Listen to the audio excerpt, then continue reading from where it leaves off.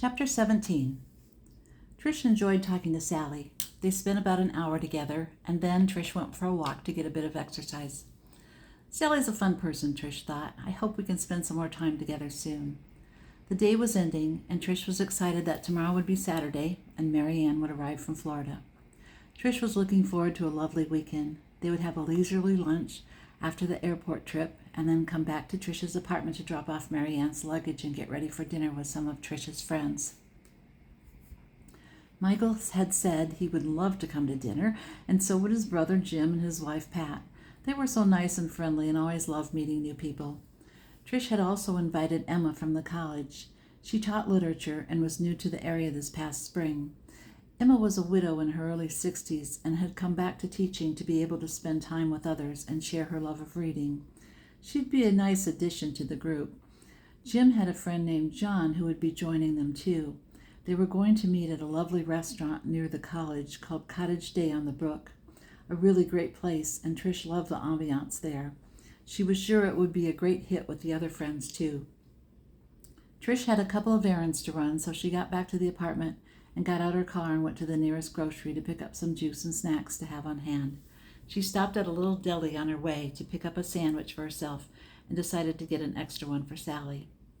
She would invite her to join her when she returned home. It was nicer to eat with someone than by yourself, she thought. The deli was crowded when Trish stopped by, and she saw a couple of students from her class as she went inside. "Oh, hello," she said to her students, Sam and Mike. "How are you?" "Well, we were a bit hungry after working on assignments all day," said Mike. "We stopped to get a bite to eat before we hit the books again for a couple of quizzes we have next week." "Yeah," said Sam, "the work never ends. It is nice to be able to take a break, though, and this place makes the best sandwiches." "Yes," said Trish. "That's what I heard, so I thought I'd stop. Well, it's really nice to see you, so take care. I'll see you next week." Trish was glad to be a part of the college teaching staff and also to be a part of this community. It was a nice town and a good school. She felt very fortunate to have landed in such a place after moving from a totally different area of the country. In Florida, people were more transient. Moving from different countries was not uncommon. Having different cultures around her was also common. Trish lived in an area when she was in Florida where most people didn't know many other people very well. It was so typical to meet 2 or 3 people each day or week that had just moved to the area. The roots weren't very deep. The people that had been there longer weren't that interested in knowing others, or so it seemed.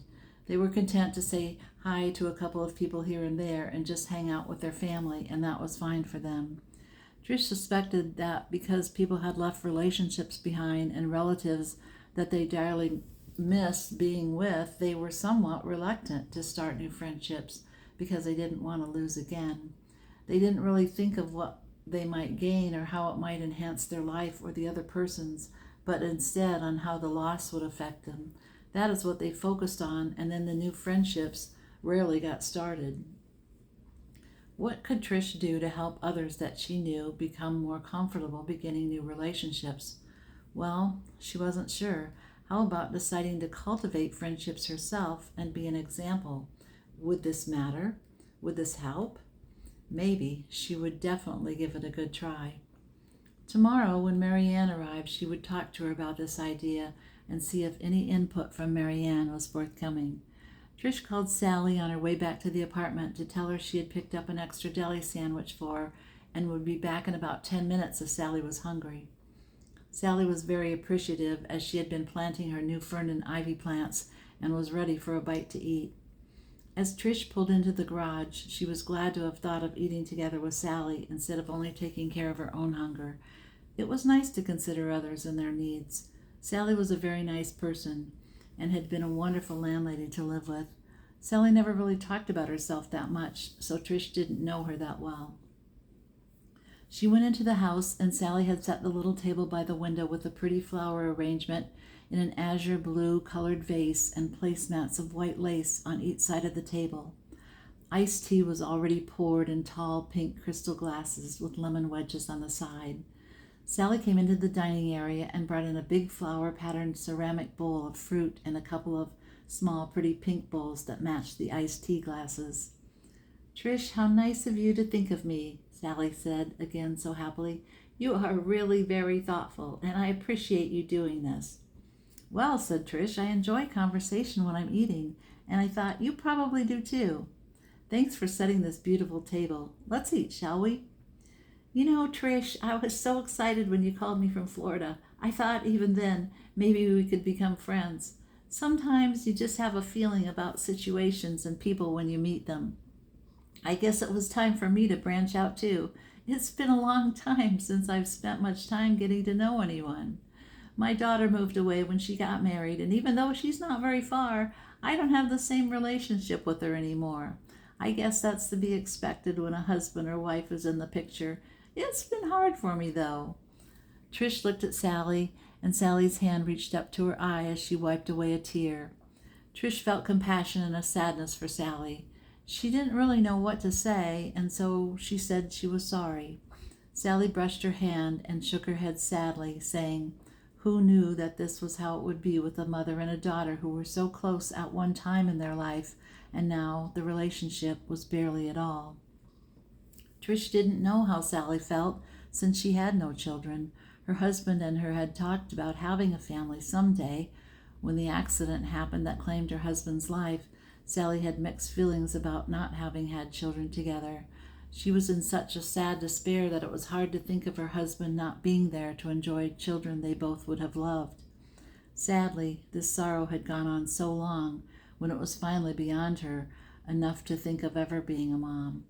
Trish was older and didn't see being a mother as part of her life at this point, so she felt compassion for Sally and was glad that she could be there for Sally to share her feelings and thoughts with. Trish liked Sally. Chapter 18. Mary Ann would arrive soon, thought Trish. She had picked up the apartment and was almost out the door when she remembered to grab the piece of paper with Mary Ann's flight schedule. Trish knew the airport wasn't going to be that big, but still it was better to be prepared, especially since she had the information from Mary Ann. The flight from Florida was on time, and after 3 or 4 passengers came off the ramp, Trish saw Mary Ann. My, how lovely she looked, thought Trish. Mary Ann was wearing a linen blazer in a soft sky blue and plaid capris with wedge-soled sandals and looked every part of Florida tropical. Mary Ann was such a nice person and always considerate of others. Trish was looking forward to their visit. They hugged one another as soon as they met and started giving each other compliments and easing into conversation about the weather and the flight. All had gone well, and now let's claim the luggage and get the visit started. "So, Mary Ann, what have you been up to lately? I want to hear all about your business. Tell me where you are with your goals and how many new team members you have," said Trish. "I really admire you and your tenacity to keep going." "Well," started Mary Ann, it's been a whirlwind of activity and exciting new possibilities for me. I have wanted to be a director for so long, and now I'm actually in qualification. I can't really believe it. I mean, I can. It's just that it's so new to me in a way and not new in other ways. All in all, I'm in a place I want to be. I'm just not sure what I should be doing all the time. I mean, in a way I know, but in another way I really don't know. I think that sometimes I'm just wanting the magic to happen all by itself, and other times I know that I have to be making the magic happen. Then I'm not really sure if that's right either. As the time goes by, I start thinking, I better do something, but I'm not sure what. How many days are left this month? Okay, 4 days left. I'm starting to feel major pressure. What should I do? So then I think, pray. And then I don't know if prayer is the right thing either. I guess, as I just said, that I really think prayer is the best thing. So right now, let's pray. Dear God, here I am. I am in the middle of my dream. I am at the beginning, yet I don't have specific results. My dream is going to be on course. Yes, I know I can start again next month. I'm open to doing what you want me to do. Please guide me. I trust you, Lord. I'm here. Do what is best for me through you. Thanks for my good friend Trish, and that we can be together and share our dreams with each other. In regard to my dream, I just don't know what to do. I'm in a place I just don't know enough about. I need help. I admit it, so please help me and let me give you this dream of mine. Dear God, please take this dream of mine and do with it what you will. I thank you for all of your help. In Jesus' name I pray. Amen. It is done. I just keep hearing those words, and I guess I'll just let myself believe that is what I heard. I tell you, Trish, it's been difficult, and I just don't want to keep going in this direction. I believe I did what I could do. I guess I keep feeling I could have done more, but I did what I could do. The results just aren't what they're supposed to be. I'm not sure how they ever get to be what they're supposed to be. I guess if you don't give up and do what you can, then maybe it does come together. Well, now, Trish, I have 4 more days. I'll do what I can, and that is what I can do. I feel very sad about all of this. Feeling sad is not how this is supposed to be. This is supposed to be a fun time. New beginnings, new adventures. Somehow this is going to come together, but I do not think it is now. Trish took her friend's arm and said, "Come on, let's go have some fun. You deserve it. I'm glad you're here." Marianne smiled, and they left to meet Trish's friends. Trish was glad to be able to be there for her friend Marianne. Even though she did not know exactly what Marianne was going through, she knew that support made a world of difference. Chapter 19. All of Trish's friends who were invited arrived just after Trish and Marianne entered the restaurant. Trish introduced everyone, and after hellos and handshakes, they were seated for dinner. Marianne enjoyed meeting people. In fact, it was her favorite fun activity to have conversations with others. John seemed very interested in getting to know Marianne, Trish noticed as the evening progressed. The food was excellent, and so were the friendships and conversations. Trish was happy the group seemed to get along so well. Pat and Jim were having a nice talk with Emma and Michael, and Michael turned to say what a nice woman Marianne was. "Yeah," said Trish, "I really like her too. I'm glad she came to visit." Michael leaned in closer and asked Trish if she wanted to have dinner with him the following weekend. "Well, that would be lovely," said Trish. "I was hoping we could spend some time alone together. I've been wanting to have a nice evening with you. I will look forward to it then." Marianne and John were laughing and having a nice time, Trish noticed. She didn't think that Marianne seemed so sad tonight. It is interesting what a little bit of companionship and conversation can do, thought Trish. "So, Michael, how are your classes going? Are you ready for the summer to wind down?" "Well," said Michael, "I think that the summer has had a great effect on some of my students. They tend to be a bit more relaxed, and it seems as though they're enjoying our discussions a bit more.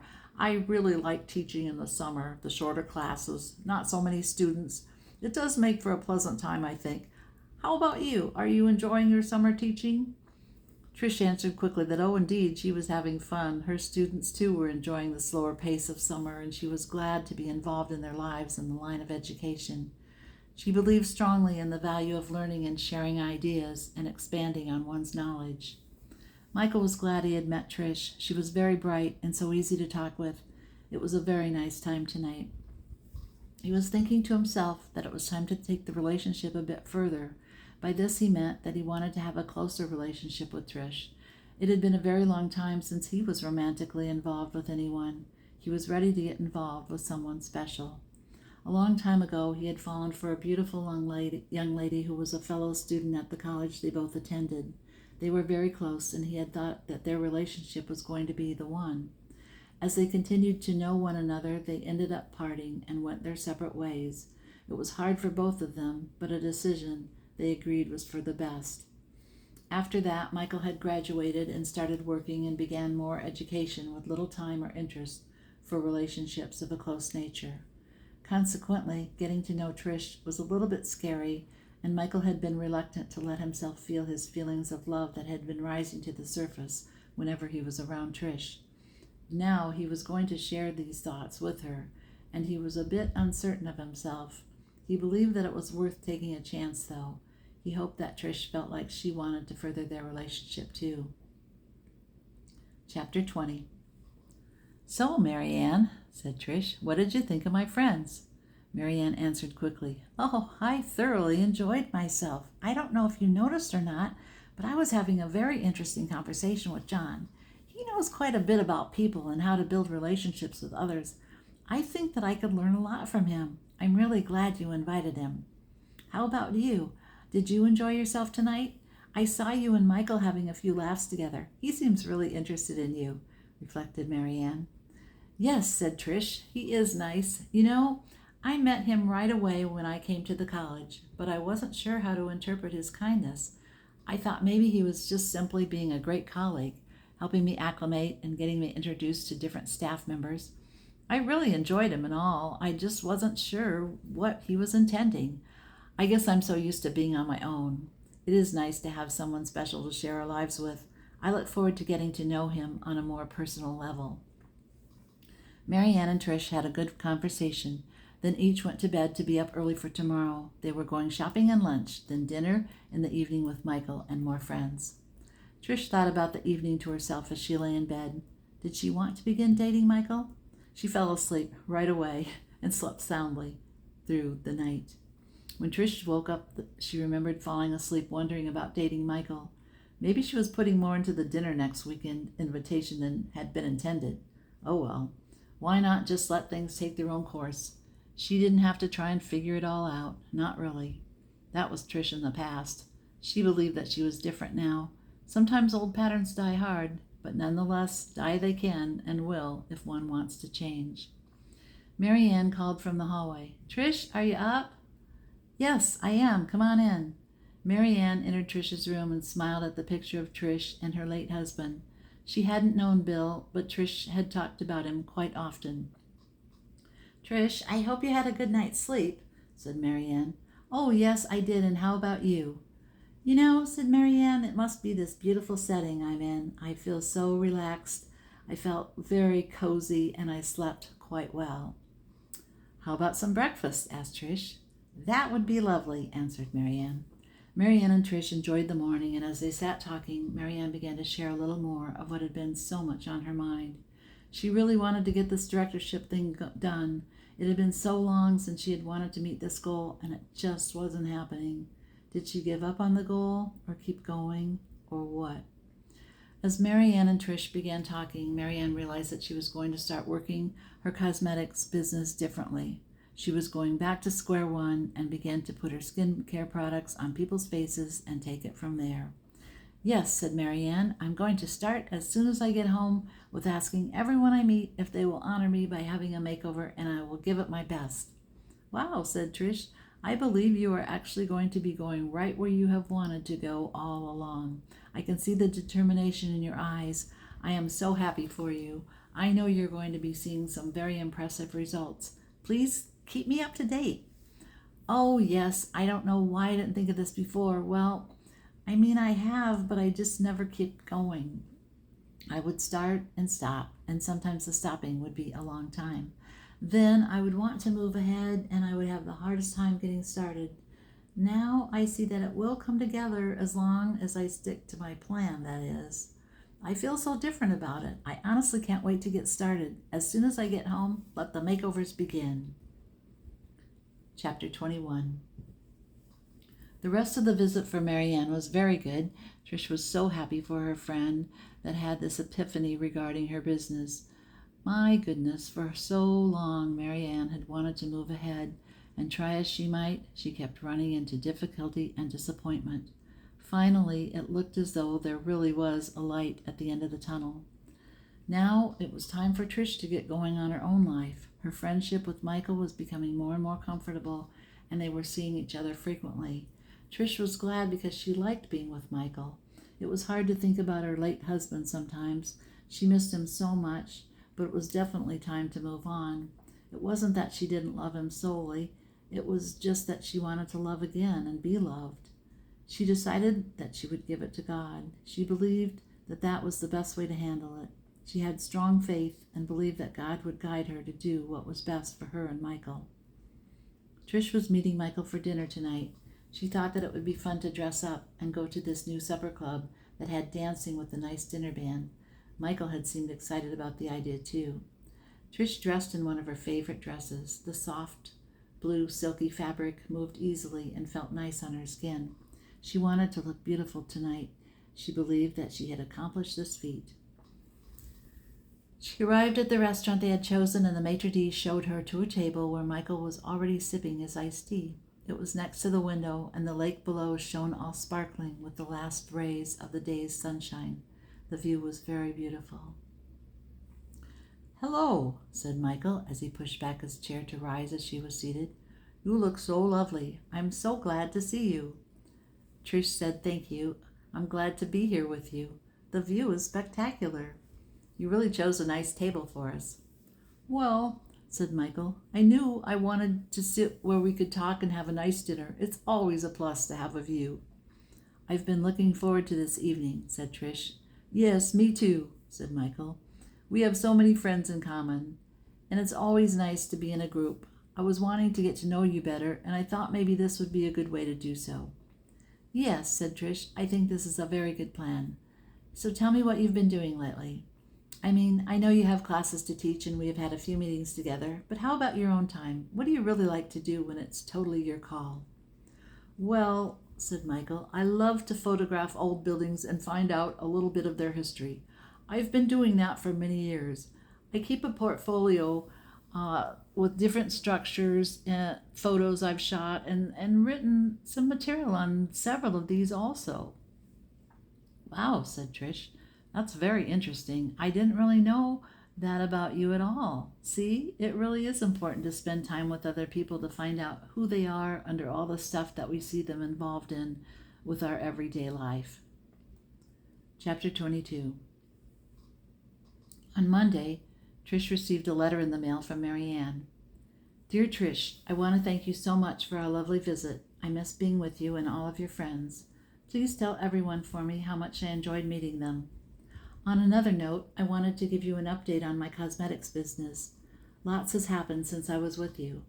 I started doing makeovers as I said I would, and my business has definitely increased. I have recruited 4 new people, and I now have a few people who want to build their business.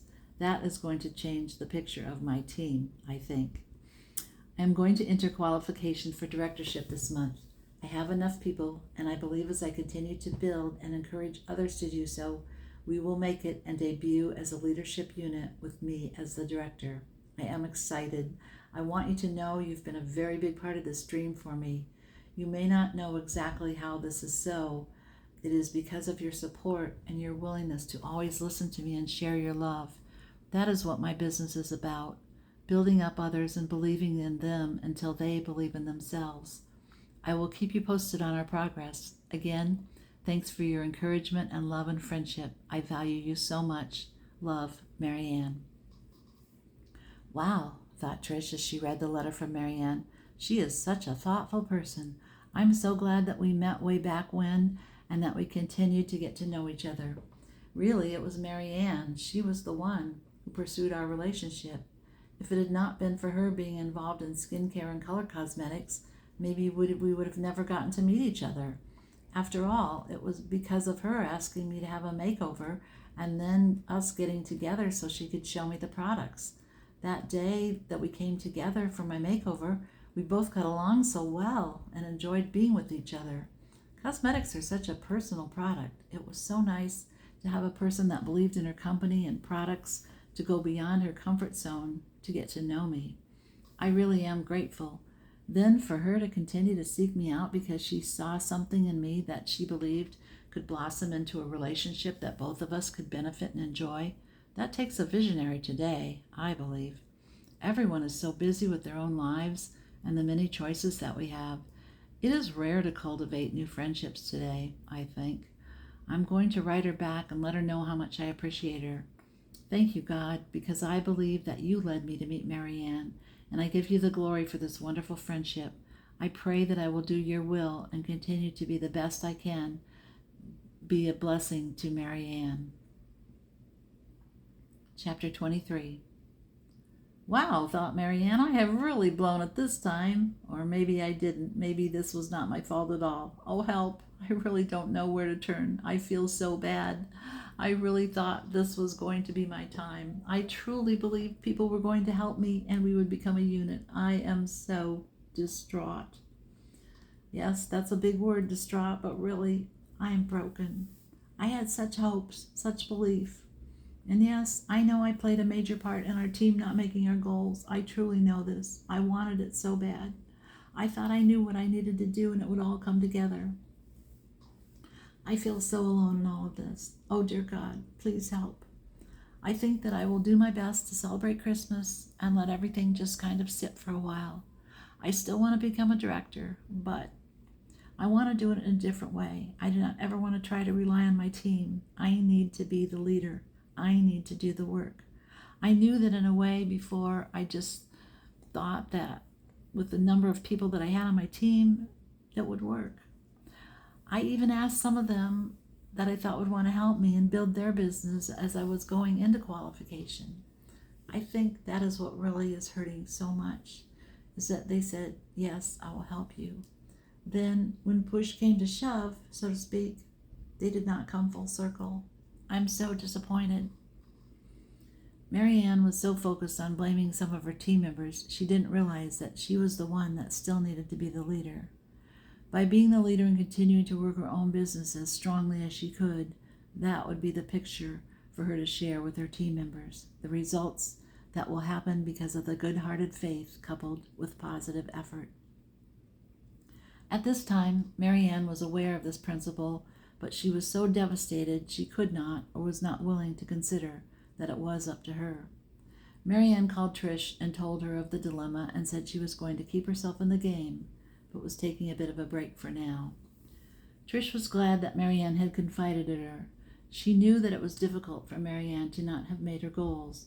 She also knew that Mary Ann was resilient and would bounce back with more strength and more knowledge to keep moving ahead. Trish believed that Mary Ann could indeed accomplish her goal of becoming a director. Trish decided that she was going to keep in touch with Mary Ann very closely and let her know that she believed in her.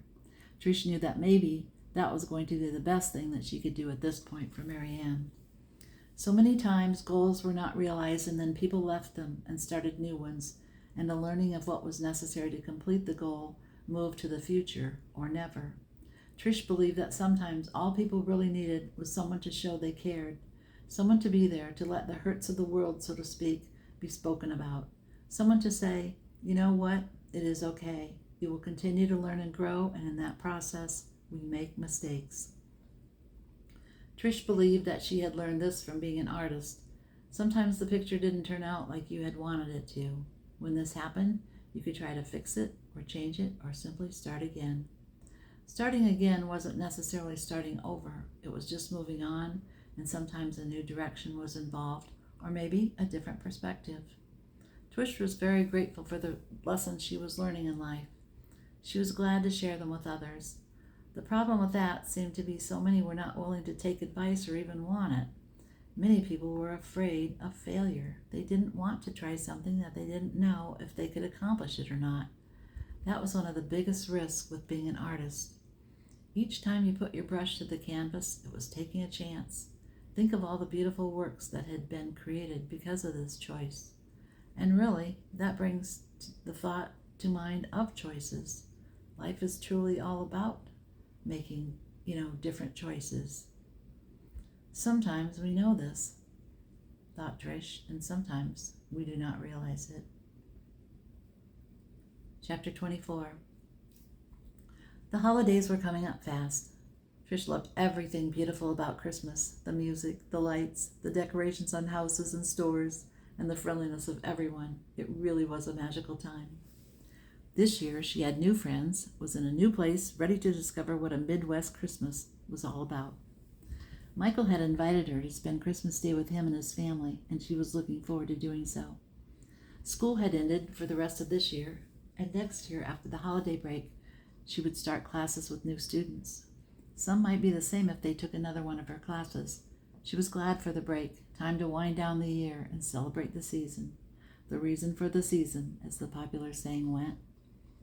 In the nice little town of Randall, Wisconsin, there was an old church called the Disciples' Place, and Trish had been there a couple of times lately because it was such an interesting building.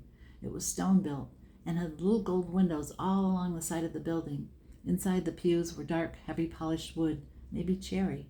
They were absolutely gorgeous. The congregation was about 250 to 300, all ages and many families.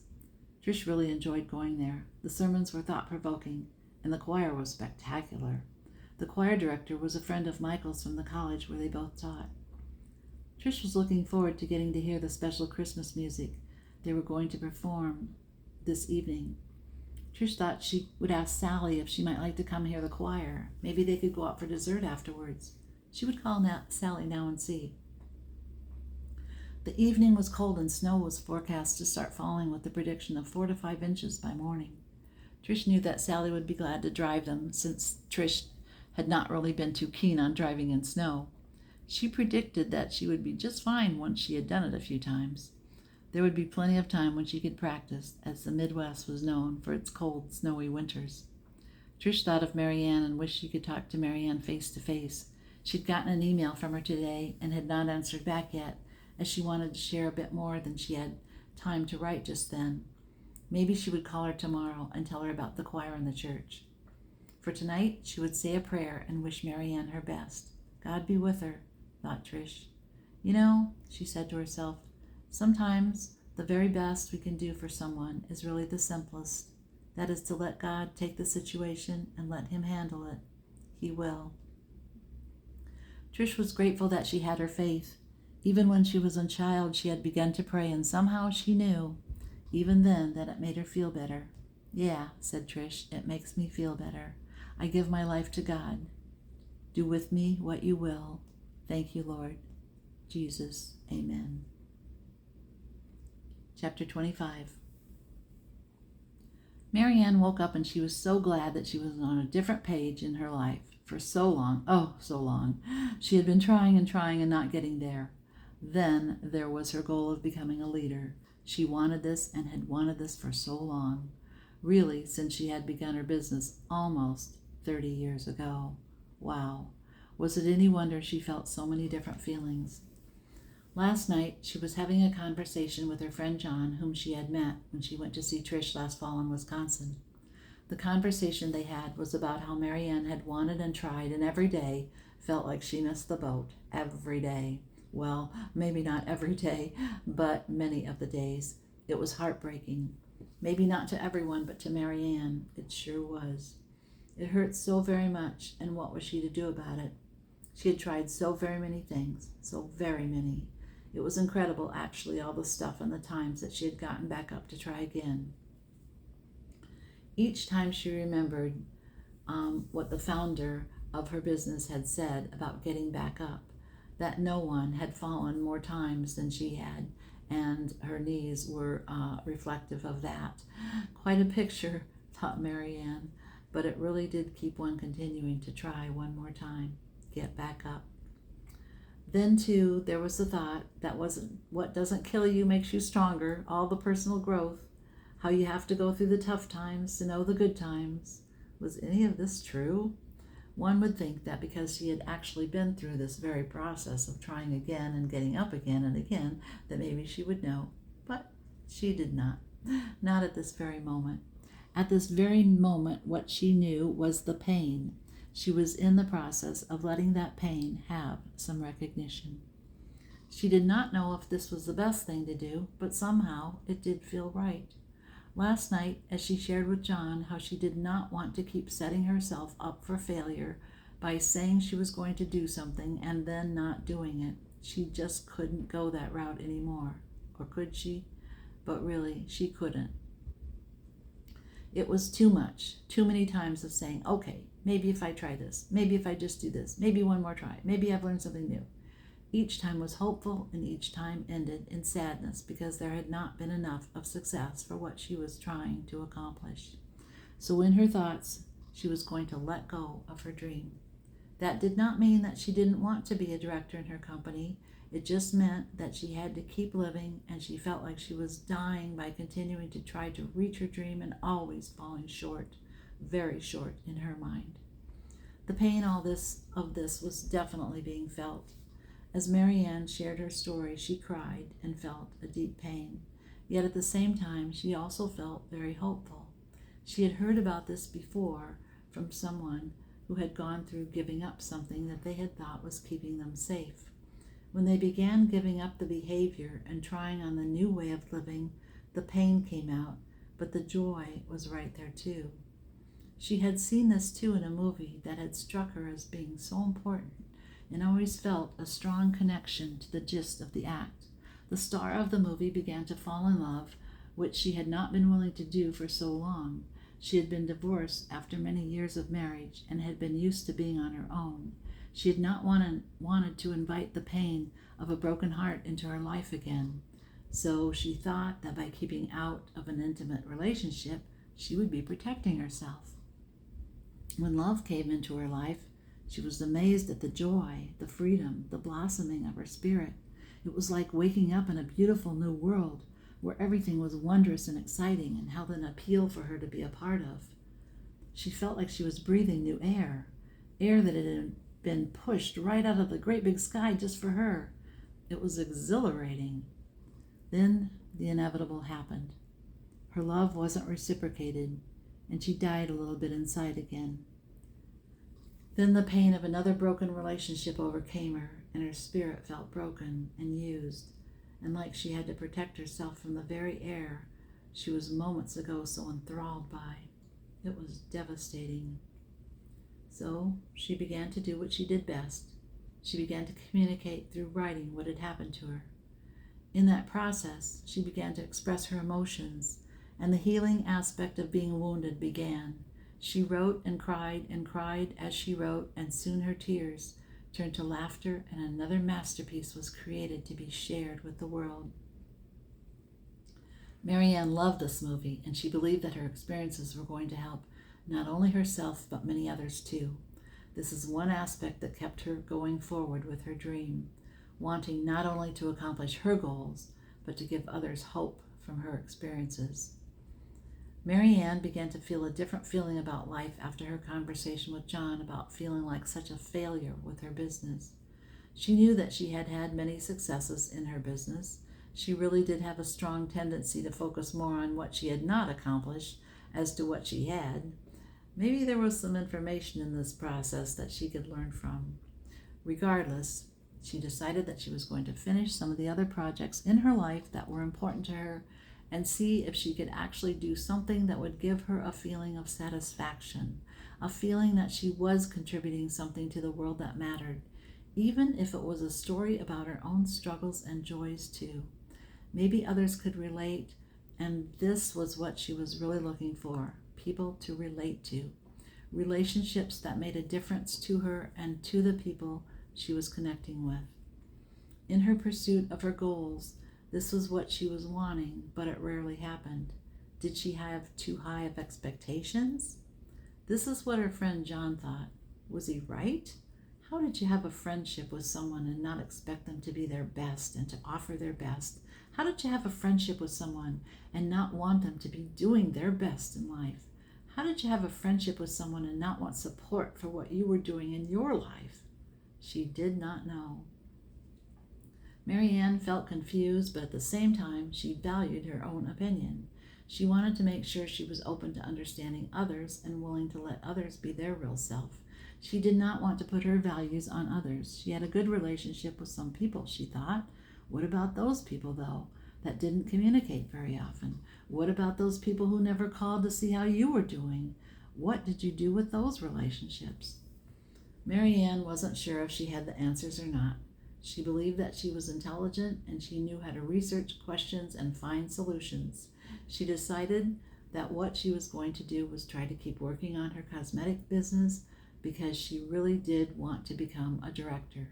She knew that she could do what was necessary. She wasn't sure why she had not done the steps and why she kept putting herself in a position to fail, but she believed that she could figure it out. Marianne believed in hands-on learning.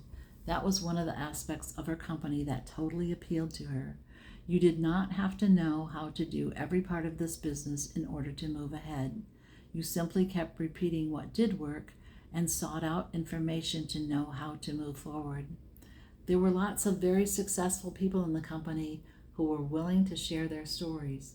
The company, too, was the best for giving its sales force the most excellent tools and products, and the rewards were magnificent. Marianne wasn't willing to give up on her dream. She just wanted to come at it from a different perspective. She remembered a time that she had met with a client who wanted to try a different color of foundation. Marianne had mixed feelings about the situation because the woman wanted everything on her terms and was a bit demanding. Marianne decided that she wanted to do her best to help the customer be happy and enjoy the experience. Sometimes there were parts of her business that were not always her favorite. She understood that this was true in all businesses, or she assumed it was. It would be great to have everything be peachy all the time. It wasn't. Mary Ann thought that this was an aspect of being in business for yourself that you needed to work through and not throw in the towel. Why this was the time when so many did, or at least let go of the business for a time, was to understand how to handle difficult situations. Mary Ann didn't like this part of the business any more than anyone else did. She was beginning to see in retrospect that it was an important part. It was important because one gained confidence when problems were solved. Leaving problems unsolved took away confidence. It felt good when you did your best, and then, however it turned out, you could know that you went for the right choice. That does not mean that it was successful as far as being the solution to use in the future, but it will be something you can expand or change or learn to do differently. It would be a track record, so to speak, that in the future, when difficulties arose, you could reference what you did and decide if you want to do that again or make another way that would be better. Chapter 26. Sophie called Trish on Tuesday after New Year's Day to tell her she was making progress on her book and wanted to meet with Trish to share some of her writing. Trish wanted to hear what Sophie had put together, and so they decided to get together the following weekend. Trish still had another week of school free before classes resumed, so she decided to go south to Sophie's home. Getting to Sophie's home was a bit challenging, but she made it. As her cab pulled into Sophie's drive, she saw the front door open, and Sophie smiled as she waited to greet Trish. "Thank you so much for coming all this way to help me with my book. You know, great friends are so special. Even though we don't know a lot about each other, our hearts have a relationship, even now. Come on in and let's get you settled. How was your flight?" "Oh," said Trish, "a bit long and bumpy. Lots of children on the flight, too, so not as quiet as some." "Well, tell me what you've been up to." Sophie walked over to the couch to sit by Trish. She began flipping through a notebook and then looked at Trish with a soft smile as she began to tell Trish about her book she was working on. "You know, Trish, I've always loved writing. That is, once I got started. So much resistance happens when I get ready to write. But as I get going, the words just come one after another. Sometimes I don't really even know where they come from. I mean, I have an idea, of course, what I'm writing about. It's just that as I get started, the unfolding seems to happen, and in the end, I'm often surprised. So without further ado, here's a part of my book I'm pleased to share with you." Sophie began to read aloud. All of a sudden, the memory came to her. She remembered being in the car with him, and it was in the country, and black, dark, and midnight late. He wanted her to touch him. He had his arm around her, and he wanted her to touch him. She was outside of herself in her mind, but she knew that she had to keep her wits about her to get him to take her home. She had been so glad that he had paid attention to her at the store. She'd only been working there a few weeks, maybe 2 or 3. She couldn't remember for sure. She remembered when she went there to get the job. She had been wearing her new bright yellow full-length spring coat. Oh, it was lovely. She had very good taste in clothing. She knew how to choose fabrics and colors that enhanced her style. She chose clothes that had classic lines, yet a richness to them. Most people in her town dressed much more subdued and plain. One time someone had asked her if she was from New York.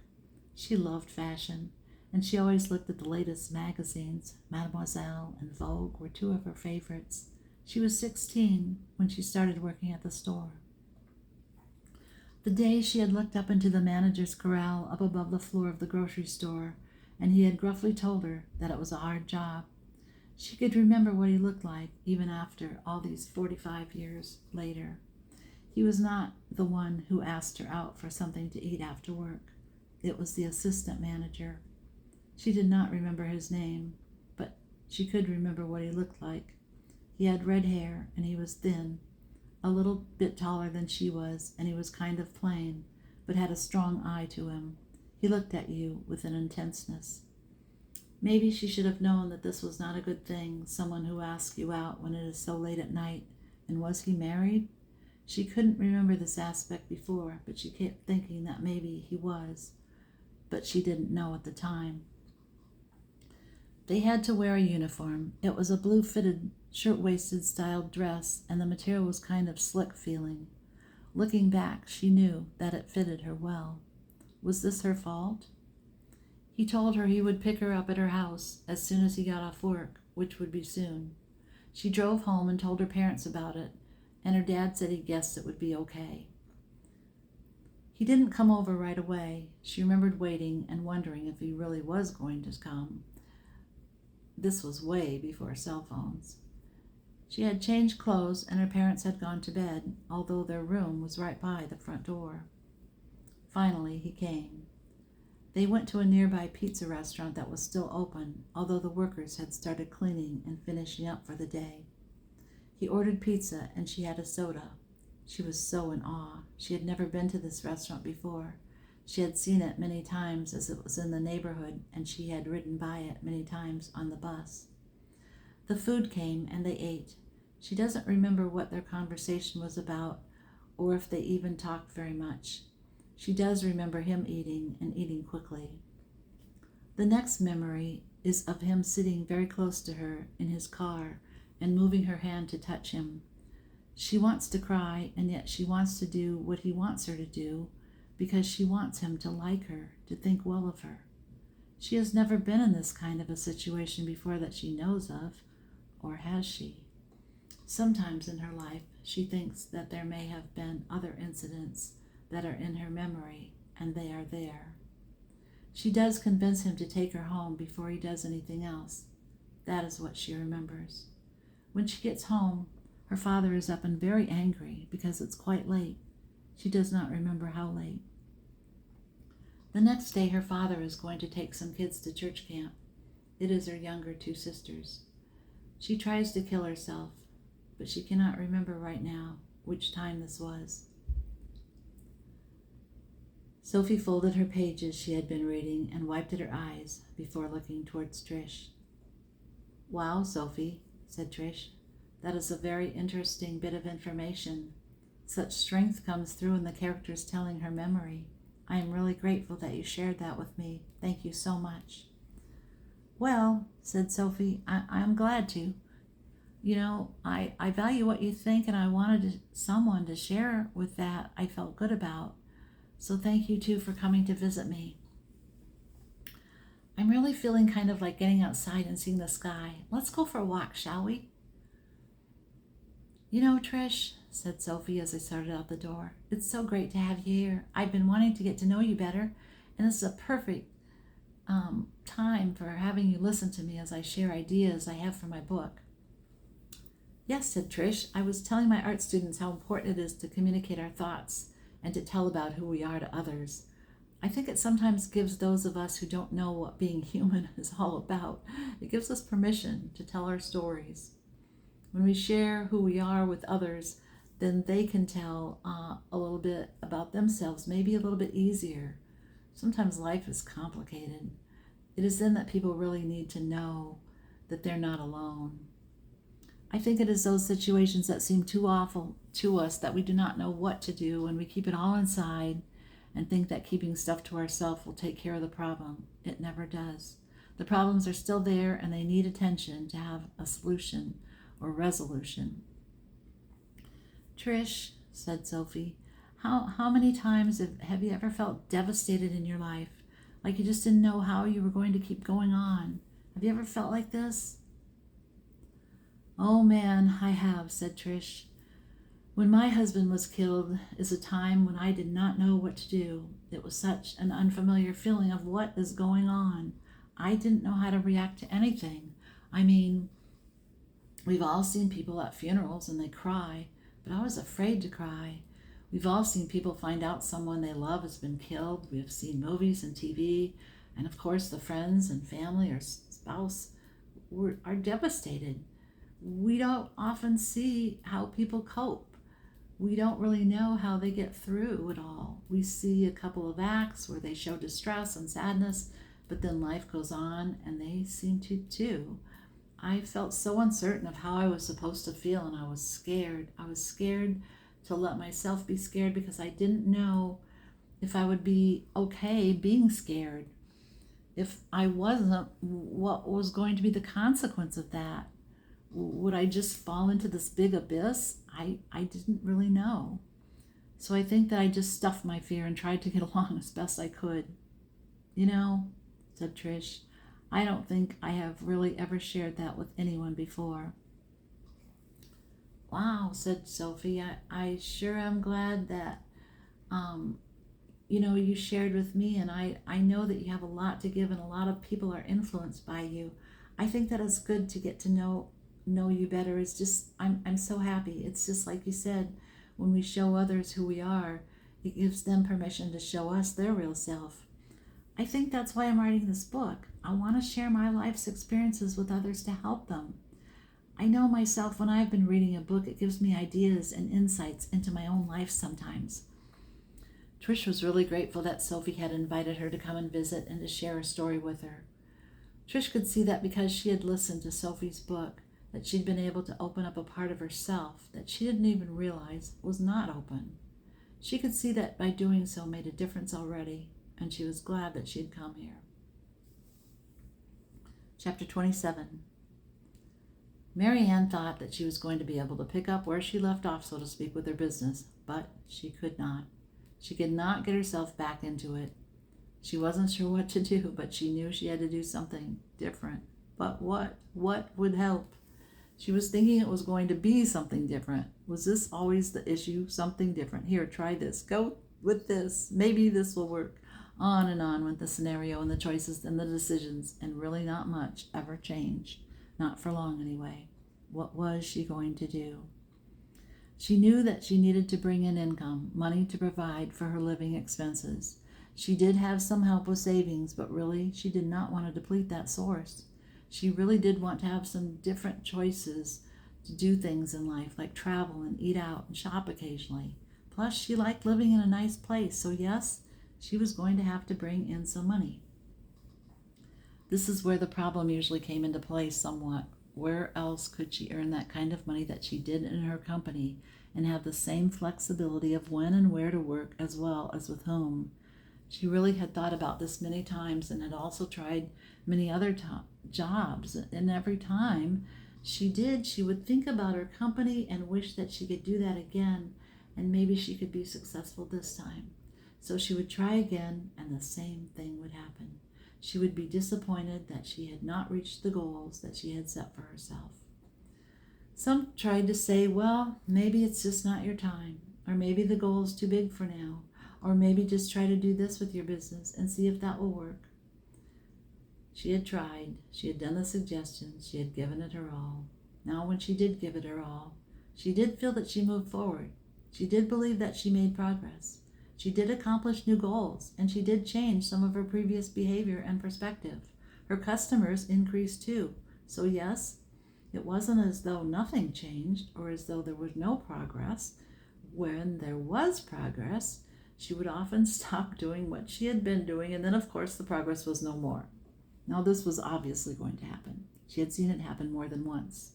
So she would tell herself that when it started to happen, if it did, she would take steps to resolve it so she could keep moving forward. Every time the same thing would repeat, and then she would be totally devastated and wonder if she should keep going or throw in the towel. She would feel bad about stopping and losing her momentum, but stop she did. Then it would be harder and harder to get back up again.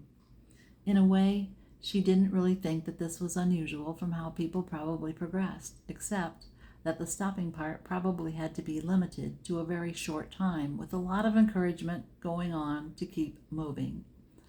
There was another movie that she had seen where the boy going down the football field was carrying the person on his back, and he was blindfolded, and the coach kept saying, "Come on, keep going, come on, don't stop, keep going, you can go further, I need you to go further." He didn't think he could. He was crying and saying it was too hard, and the coach just kept telling him he could. And when he opened his eyes, he saw that he was in the touchdown area. He was shocked, but elated. He did it because his coach kept telling him he could and to keep going. He went beyond what he thought he could do. Mary Ann didn't know. Could she try again and have her coach keep telling her she could do it and she could keep going and that she would make it? Could Beverly, Mary Ann's director, do that for her? Would Mary Ann listen to her? Would that make a difference? Chapter 28. Trish came back to Wisconsin feeling different than when she had left. She thought that because she had shared with Sophie about her husband dying and how she had felt so scared at that time, that there were new feelings rising to the surface she really had not explored. She didn't especially want to think too much about it, but it was because she was noticing these different thoughts that she decided maybe it would be a good idea to walk around this a bit more. She determined she could talk to Sally and see what transpired. It was early evening, and she went downstairs to see if Sally might be free for a conversation. "Oh, hey," said Trish as she saw Sally coming in from the back porch. "I was just looking for you and wondered if we might sit down and talk for a bit." "Well, sure," said Sally. "Let me rinse my hands, and would you like a cup of tea or something to drink?" "No," said Trish, "I'm fine." Sally went into the kitchen, and Trish sat down on the sofa and waited for Sally to return. Sally came down and sat next to Trish on the couch. "Well, this is very nice," said Sally. "I was just ready to call it a day when I was coming inside from the porch out back. How are you, Trish?" "Oh," said Trish, "generally speaking, I'm doing okay. As you know, I've been in Florida visiting one of my friends, and while I was there, we started talking about the time when my husband was killed in a car accident. Have I ever told you that?" asked Trish. "Well, no. Oh, my goodness. I'm so sorry," said Sally. "Tell me what happened." "Well," said Trish, "he was actually on his way to pick me up from where I was teaching school. Actually, it was my last day there. I was waiting for him out in front of the school, and he didn't come. And the time kept getting later, and the other teachers were leaving, and all of a sudden, a call came on my phone. I didn't recognize the number, but I answered, and it was the on-scene police officer asking me to meet them at the hospital. I hurriedly stopped one of my teacher friends as she was getting in her car, and she drove me to the hospital. We went into the emergency room, and then the doctor on duty came out and told me that my husband had been brought there after the car accident, and she was so sorry there was nothing more they could do. He was already gone when he reached the hospital. I was so stunned, I didn't know how to react.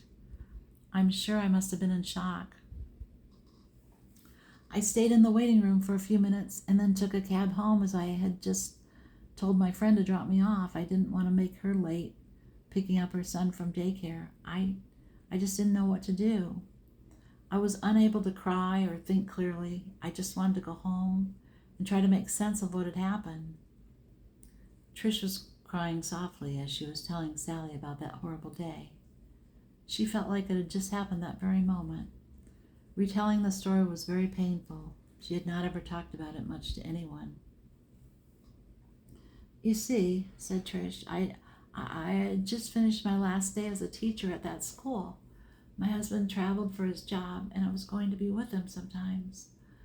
I had quit for that very reason. We were going to be able to be together more because I would be free to go with him and not tied down to a job. I loved teaching, but I loved being with my husband. And with the schedule, it just made sense, so we were excited about our new lives together." "Wow," said Sally, I'm so sorry for your loss. You must have been so hurt and so much pain. Did you reach out to anyone?"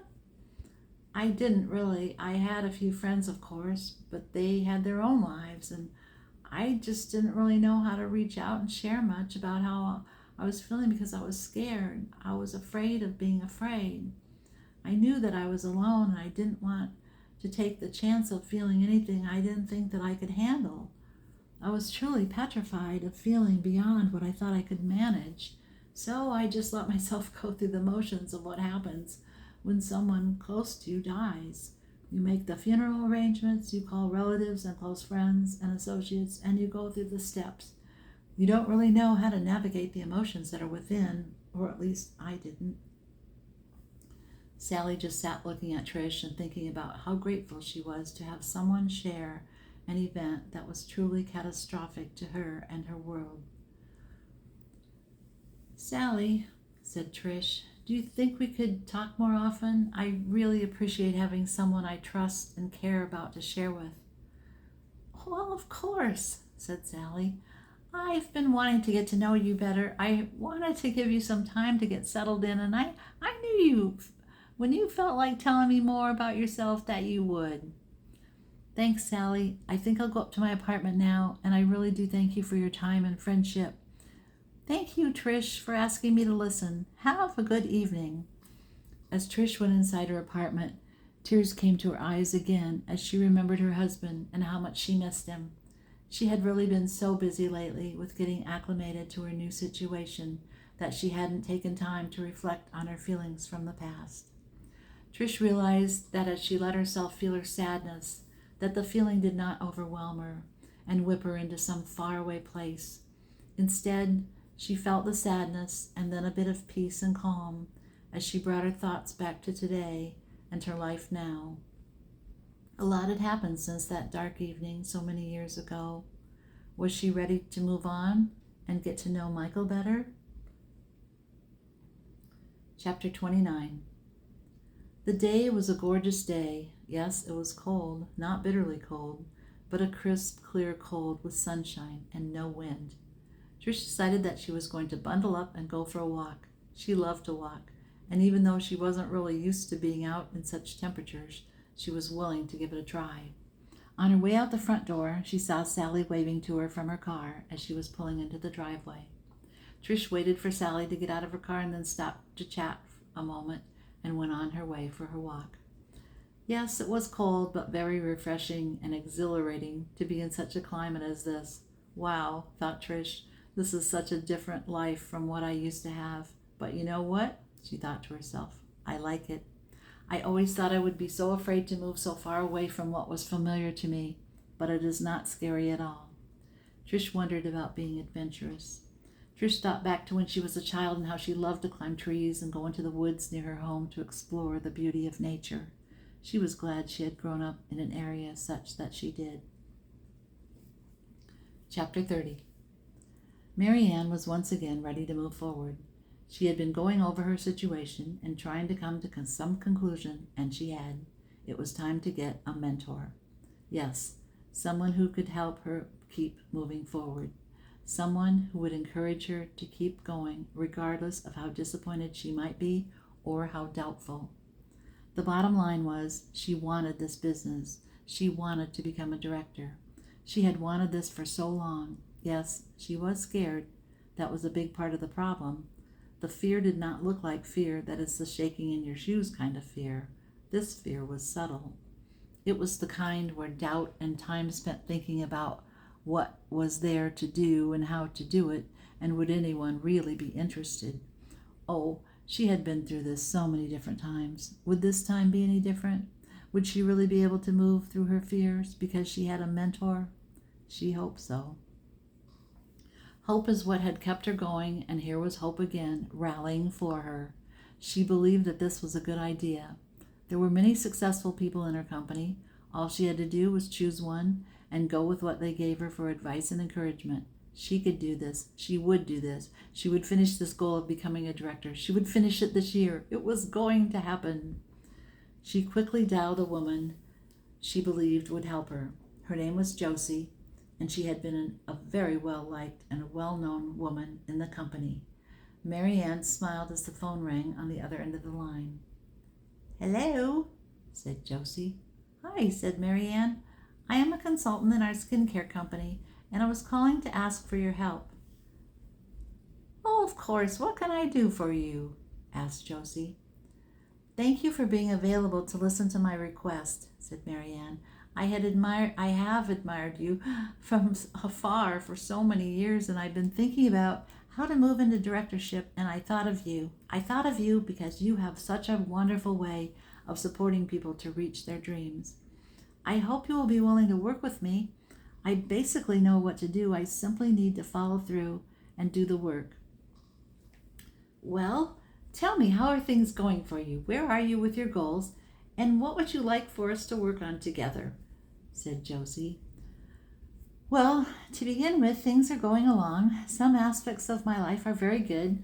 I believe I've learned a great deal from being a part of our business. I am proud of what I have accomplished. The problem for me is that I cannot seem to finish what I say I want to do. I start to go forward with my goals, usually with a fairly concrete plan, and usually have some success in the beginning. Then I sometimes start to slow down and then stop short of the goal. Sometimes I do continue on pretty close to the goal, then stop. Sometimes I have a hard time getting started again, too. It has been so long that I've been trying to succeed that I think all of the history that I have sometimes interferes with me finishing, too." "Well," said Josie, "I appreciate your honesty and your willingness to share your story. Let's take a closer look at the stopping part. What do you feel stops you?" "Well, I guess that disappointment does. People not doing what they say they're going to do, people not responding to my requests, not even bothering to tell me no or they're not interested, just simply not responding. That gets me." "Okay," said Josie. "I understand what you're saying. Is there anything else that you can see about yourself that stops you?" "Well," said Marianne, "it seems that I stop me. When I have some success, I get excited, and then I want to go home and rest or just give myself a break because I did well. Sometimes my breaks take a while. I bask in my own glory, rest on my own laurels, so to speak. I also stop myself by disappointment. Sometimes I say I'm going to do something, such as so many faces in a week or the next few days, and then I don't even ask anyone, or I just ask a small number of people. I've done this many times." "So," said Josie, "if we look closely at what you're telling me, it appears to me that you're stopping because of fear, like you mentioned in the beginning. You may be afraid of finishing because you fear being worthy or you fear falling short of the requirements. If you stop yourself, then the repercussions appear different to you than if you tried your best and did all you could do and then failed to meet the goal. Does that make sense? It is about being in control of what happens to you in your mind. However, you are stopping your own success. You are keeping yourself from success.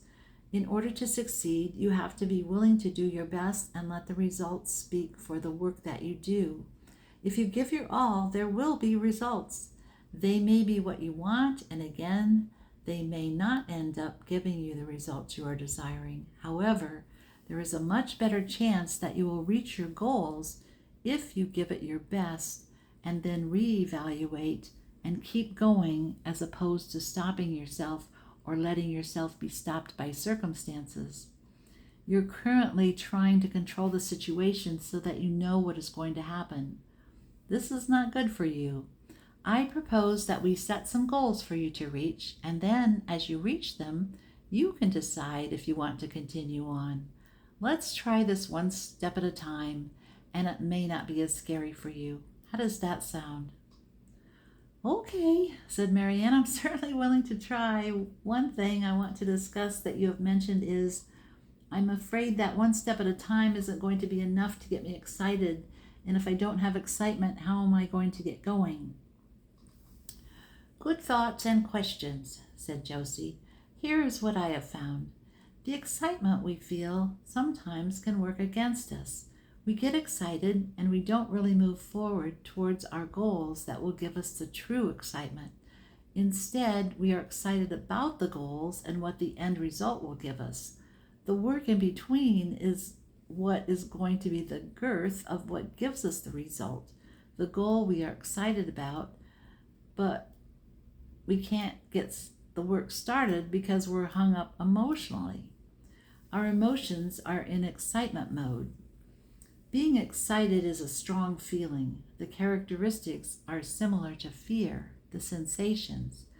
So we want to move from being excited to being able to go to work. So putting in the pieces between the excitement is important. That is where breaking down the goal comes into play. Let's get started with the goal so that we can see how this works.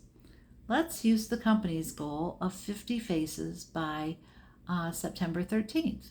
If we break that down, we have 46 days to do the goal. Let's break that down into weeks, about 6 weeks from now. So let's say 9 faces a week will have us reaching the goal. So how many people will we want to invite to help us reach this goal? If we ask 45 to 50 people each week, we will probably get 9 to 10 people who say they will have a makeover. Then maybe 3 to 5 of those will within the time period, so we may want to ask more period. Let's raise it to asking 90 to 100 people each week, or break it down to 20 a day. Now it is more reasonable to say text 20 people, or ask face-to-face 20 people, or call 20 people, or email, or do a combination. If we do this consistently, we will have our numbers. Now, if we do 9 to 10 makeovers in a week, we can also have sales and recruits from this group. So each person will be able to hear a bit about our company, and some will want to hear more. Our goal will be to share with each one our product and our career. So now it's time to get asking the 20 a day. Since you have talked, since we've talked, I understand that you've asked 15 to 20 people a day to help you with your goals before, correct? Yes, said Marianne. A few years ago, I asked 15 people each day for 3 months if I could give them a business card. So I have talked to new people with regularity for quite a bit. I can do it. I sometimes only ask a couple, but many times I have asked several, so I know that I can do it. I think, as we have talked about that, I sometimes don't ask because I know that asking means I will meet my goals. Even though I say I want to move ahead and become a director, I think that I don't always follow through because I am afraid of being successful. I am afraid I may fail after I succeed, or I won't be able to keep my success going. I won't even be able to maintain the success I reach. I get afraid of that happening, so sometimes I stop before I get there. Okay, said Josie. I understand what you're talking about. Again, it is the unknown that is what you are putting your thoughts into that's keeping you from moving forward. You don't know how you will feel, it is only imagined. On the other hand, you also know that you may enjoy success, and that gets you moving in the direction you want to go. We all have a choice as to what thoughts we entertain, and this is where you will want to focus your energy. Keep bringing your thoughts to the present. You are working on completing a goal, a dream, if you will, that has been in your mind for many years. Part of you wants to do this. The part that is not sure will integrate with the part of you that does want this dream as you continue forward. I'm not saying there will be no conflicts within yourself. More than likely there will be. It is okay. Many of us have doubts and are uncertain about our dreams and goals at times. Remember that we choose our thoughts. So that means that you can bring your thoughts back to the present and say, I am enjoying my journey to get to directorship, and it is time for me to finish it. I can do this one step at a time. When I reflect on my day, I get to choose how I will handle the different situations coming up. I have people who are cheering me on, and people who will help me, and a very strong, wonderful company right beside me. So you see, said Josie, you have a great deal of support. You may have to stop and recognize this more than some, but that's okay. This is your journey. And isn't it wonderful that you can personalize it? Isn't it great to be able to accomplish your dreams and have your very own mentor, as well as a cheering section that is huge? Yes, said Marianne, you are right. There are many people cheering me on. I am very blessed, and I thank you so much for helping me to sort this out.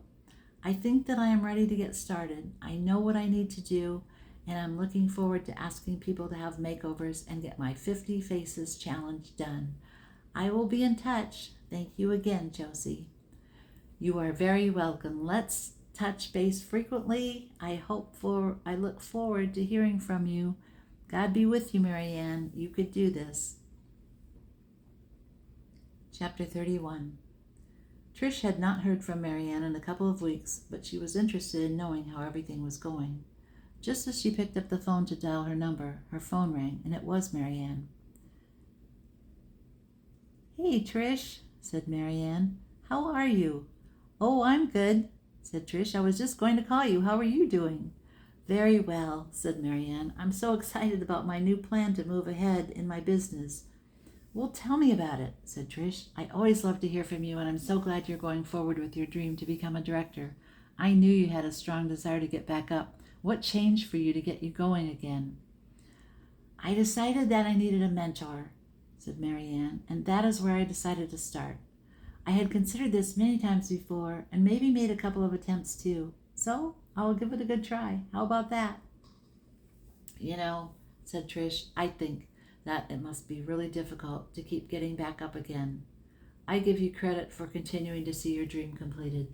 Many people would have thrown in the towel. You are going to get there. I know you are, Marianne.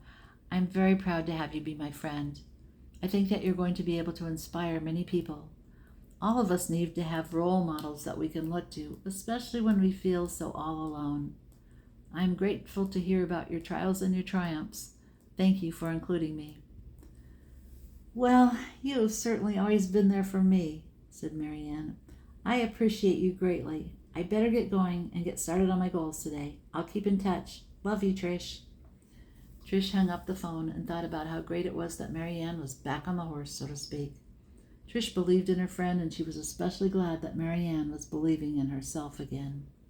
"Now," thought Trish, "I think that I'm going to see about taking some of my art to a couple of different places to see if they will display it on their walls. Maybe I will even try a shop or so about selling my art. I've been wanting to do this for a long time. I know that I'm somewhat scared to see what happens, but isn't that what Marianne goes through so often? The unknown. We all deal with it, some differently than others. What if we all said no to our ideas that we get? What if we all said, maybe later, maybe when this or that happens, or I'm finished with this, or when that gets done? What if everyone that had an idea to do something related to their dreams just kept putting it off? Well, I think we know we would be in a different world. What also if the people who get ideas and have dreams followed through with their thoughts and goals and made things happen? Wouldn't that world look a lot different too? Of course, thought Trish. Everyone can contribute. One person can definitely make a difference. They simply have to keep going. Why is it so hard to continue on when we feel like we made a mistake or take a wrong turn? Is it really necessary to stop for so long? Is it really a big deal? Isn't that how we learn what to do next? Trish was excited to be thinking in this direction. After all, she was moving into a new area with wanting to display her art. She was willing to show a part of herself to the world that previously she had been unwilling to do. This was good. This is good.